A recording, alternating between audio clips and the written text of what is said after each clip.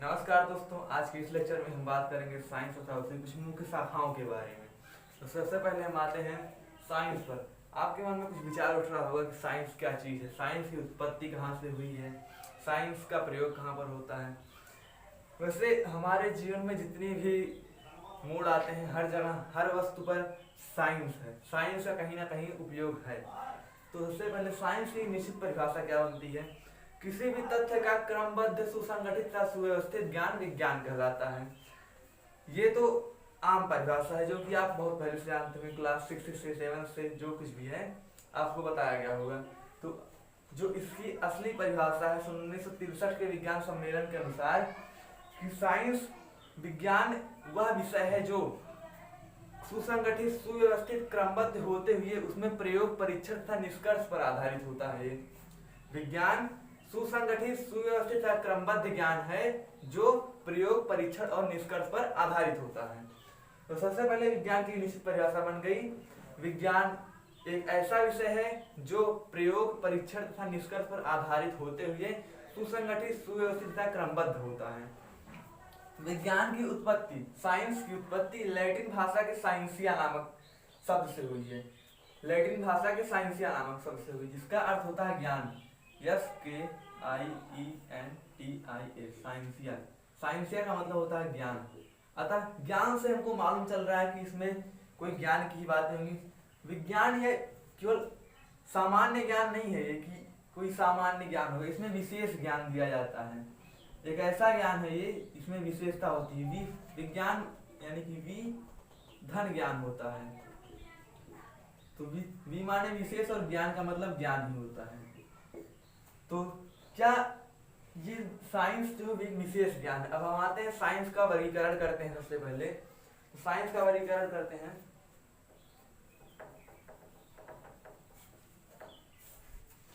Science को मुख्यतः 5 शाखाओं में बांटा गया है जो निम्नवत है। नंबर 1, 2, 3, 4 और 5।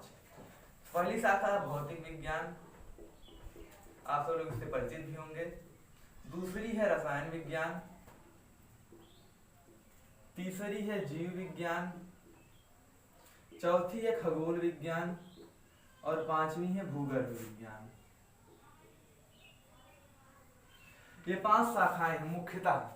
तो इन 5 शाखाओं में पहली शाखा भौतिक विज्ञान। भौतिक विज्ञान विज्ञान की वह शाखा है, भौतिक विज्ञान विज्ञान की वह शाखा है जिसमें ऊर्जा तथा द्रव्य के अन्योन्य क्रियाओं तथा उनका आपस में संबंध ज्ञात किया जाता है। यानी इसमें मुख्यतः 2 चीजें मुख्य हैं, एक द्रव्य तथा एक ऊर्जा। तो द्रव्य और ऊर्जा के बारे में थोड़ा हम चर्चा कर लेते हैं। द्रव्य किसे कहते हैं और ऊर्जा किसे कहते हैं? द्रव्य और ऊर्जा, पहला है मैटर और दूसरा एनर्जी। तो मैटर किसे कहते हैं, द्रव्य किसे कहते हैं? संपूर्ण विश्व में व्याप्त हुए सभी वस्तुएं जिनका आकार होता है, जिनका द्रव्यमान होता है तथा जिनका ज्ञान हम अपने ज्ञानेंद्रियों द्वारा कर सकते हैं, द्रव्य कहलाती हैं। क्या कहलाती हैं? द्रव्य कहलाती हैं। और ऊर्जा की परिभाषा इससे थोड़ा मिलती जुलती हुई है। कार्य करने की क्षमता को ऊर्जा कहते हैं और ऊर्जा का भी ज्ञान अपने ज्ञानेंद्रियों द्वारा कर सकते हैं। जैसे अगर कहीं पर आग जल रही है, आग एक ऊर्जा का उदाहरण है, तो उसका अनुभव अपनी ज्ञानेंद्रियों द्वारा कर सकते हैं। हमें हमारी त्वचा तुरंत हमको बता देगी कि यहाँ पर कोई गर्मी की चीज है, यहाँ पर आग जल रही है। और द्रव्य को भी हम छू करके, इसे मारकर, इसको छू करके हमको पता चल सकता है कि यहाँ पर एक मार्कर के आकार का कोई चीज है। तो द्रव्य और ऊर्जा शायद आपको क्लियर हो चुका होगा। तो सबसे पहले भौतिक विज्ञान की परिभाषा हम बता देते हैं आपको। द्रव्य तथा ऊर्जा तथा उनकी आपस में अन्योन्य क्रियाओं और उनका आपस में संबंध ज्ञात करना विज्ञान की भौतिक विज्ञान की शाखा में किया जाता है। हम आते हैं रसायन विज्ञान पर। विज्ञान की जो कि दूसरी शाखा है, रसायन विज्ञान किसे कहते हैं? रसायन विज्ञान की उत्पत्ति कहाँ से हुई? रसायन विज्ञान के जनक कौन है? आप एक चीज और नोट कर लीजिए, भौतिक विज्ञान के जनक न्यूटन है। सर आइजैक न्यूटन भौतिक विज्ञान के जनक माने जाते हैं। रसायन विज्ञान के बारे में आते हैं हम। रसायन विज्ञान की उत्पत्ति मिस्र के प्राचीन नाम कैमी से हुई है। रसायन विज्ञान की उत्पत्ति मिस्र के प्राचीन नाम कैमी शब्द से हुई है। तो जो कि मिस्र का प्राचीन नाम है, मतलब यहाँ पर मिस्र में कुछ ऐसा जरूर हुआ होगा सबसे पहले, जो कि उसी को, उस स्थान को इसका जन्म स्थान माना जाता है। तो रसायन विज्ञान ये वहाँ के पहले पुराने जमाने के राजा और महाराजा जो कि मर जाते थे, जब उनके शरीर पर एक रसायन का लेप लगाया जाता था। रसायन का लेप, उसको मसाला भी कहते हैं, यानी कि जो खड़े मसाले जो कुछ भी आते हैं उनको लगाया जाता था। उनको लगा करके उनको कई वर्षों तक सुरक्षित रख दिया जाता था। यानी उसको आप इतिहास में पढ़े होंगे, हिस्ट्री में, उसको मम्मी कहते हैं।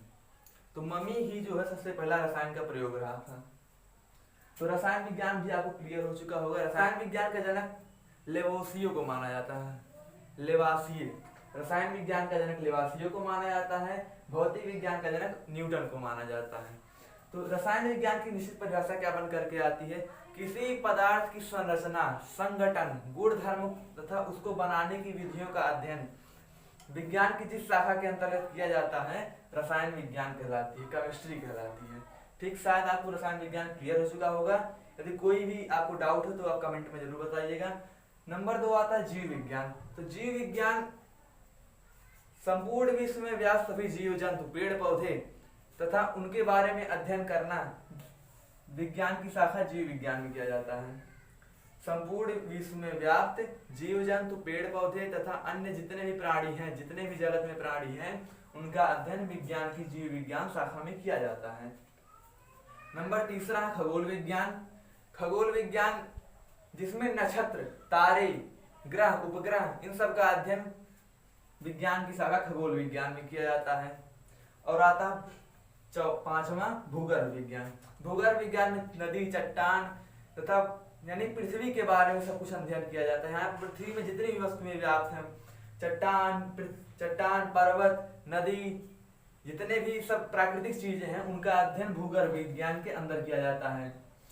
तो खगोल विज्ञान को एस्ट्रोनॉमी कहते हैं। खगोल विज्ञान की एक शाखा जूलॉजी है, जिसको ब्रह्मांड विज्ञान कहते हैं। आपको इसमें कोई डाउट नहीं होना चाहिए, खगोल विज्ञान और ब्रह्मांड विज्ञान दोनों अलग अलग हैं। खगोल विज्ञान में इंग्लिश में एस्ट्रोनॉमी कहते हैं, ASTRONOMY, एस्ट्रोनॉमी कहते हैं। और ब्रह्मांड विज्ञान को कॉस्मोलॉजी कहते हैं। तो आते हैं, इसका वर्गीकरण कर लेते हैं। साइंस का वर्गीकरण 5 भागों में मुख्यतः हुआ। अब इनका भी वर्गीकरण है, जैसे भौतिक विज्ञान का वर्गीकरण नहीं है, जैसे द्रव्य तथा ऊर्जा में, जो कि हम आपको बता चुके हैं। अब रसायन विज्ञान का है, रसायन विज्ञान 3 पार्ट में होता है।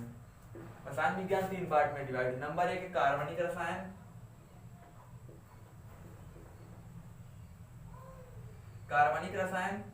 नंबर 2 है अकार्बनिक रसायन।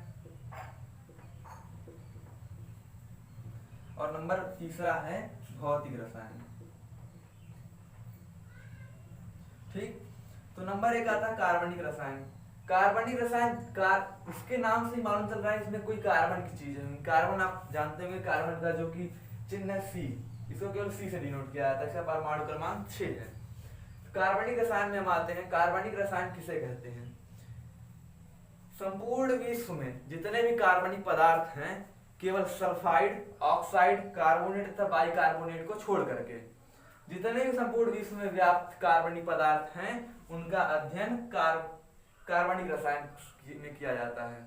तो कार्बनिक रसायन में जैसे कि कौन कौन सी कार्बन के तत्व होंगे जिनका किया जाएगा। तो कार्बन के जैसे प्रोटीन है, कार्बोहाइड्रेट है, इन सब का अध्ययन, ये सब कार्बनिक चीजें तो हैं, इन सब का अध्ययन कार्बनिक रसायन में किया जाता है। नंबर 2 आता है अकार्बनिक रसायन। अब अकार्बनिक माने यानी कि आगे यहाँ पर आ लग गया, कार्बनिक में आ लग गया, यानी आ का मतलब होता है नहीं। तो अकार्बनिक रसायन में किसका अध्ययन किया जाएगा? ये बात ही हमारे दिमाग में साफ साफ आ रहा होगा, जिसके पास कॉमन सेंस होगा कि अकार्बनिक रसायन किसे कहते हैं। अकार्बनिक रसायन में जिसमें प्रकृति में व्याप्त वे सभी वस्तुएं जो कार्बन नहीं है, उनका अध्ययन अकार्बनिक रसायन के अंतर्गत किया जाता है। और भौतिक रसायन जो आखिरी में बचता है, रसायन विज्ञान में जितने भी नियम विशेष हैं तथा विशेष परिस्थितियां हैं, उनका अध्ययन भौतिक रसायन के अंतर्गत किया जाता है। तो इसका रसायन विज्ञान का ये क्लियर हो गया। अब इनकी भी शाखाएं हैं, जैसे कि वैश्लेषिक रसायन, युद्ध रसायन, अपराध रसायन आदि, जो कि आप आगे पढ़ेंगे। आते हैं साइंस पर। साइंस की तीसरी शाखा है जो कि जीव विज्ञान। दूसरी शाखा हम क्लियर कर चुके हैं, तीसरी शाखा जीव विज्ञान है। जीव विज्ञान के 2 पार्ट हैं। नंबर 1 पार्ट है इसका जंतु विज्ञान, हम यहाँ लिख देते हैं। नंबर 1 जंतु विज्ञान तथा दूसरा है वनस्पति विज्ञान। वनस्पति विज्ञान, तो वनस्पति विज्ञान किसे कहते हैं? सबसे पहले वनस्पति विज्ञान क्लियर करने से पहले हम जंतु विज्ञान क्लियर कर लेते हैं। जंतु विज्ञान किसे कहते हैं? जंतु विज्ञान जीव विज्ञान की वह शाखा जिसके अंतर्गत हम मनुष्य तथा जो चलने में सक्षम जीव जंतु हैं उनका अध्ययन करते हैं, वो जंतु विज्ञान कहलाती है, जीव विज्ञान की शाखा। अब आते हैं वनस्पति विज्ञान। वनस्पति विज्ञान किसे कहते हैं? संपूर्ण विश्व में व्याप्त सभी पादप, संपूर्ण विश्व में व्याप्त सभी पादप जो कार्बन डाइऑक्साइड ग्रहण करते हैं तथा ऑक्सीजन रिलीज करते हैं, वनस्पति विज्ञान में उनका अध्ययन किया जाता है। और अंतिम बचता है हमारा खगोल विज्ञान बचता है। तो खगोल विज्ञान किसे कहते हैं हम आपको बता चुके हैं। खगोल विज्ञान जिसमें तारों, नक्षत्रों आदि का अध्ययन किया जाए। फिर अंतिम आता है भूगर्भ विज्ञान। भूगर्भ विज्ञान में चट्टानें, नदी आदि का अध्ययन किया जाता है। तो नमस्कार दोस्तों, आज की इस वीडियो में बस इतना ही।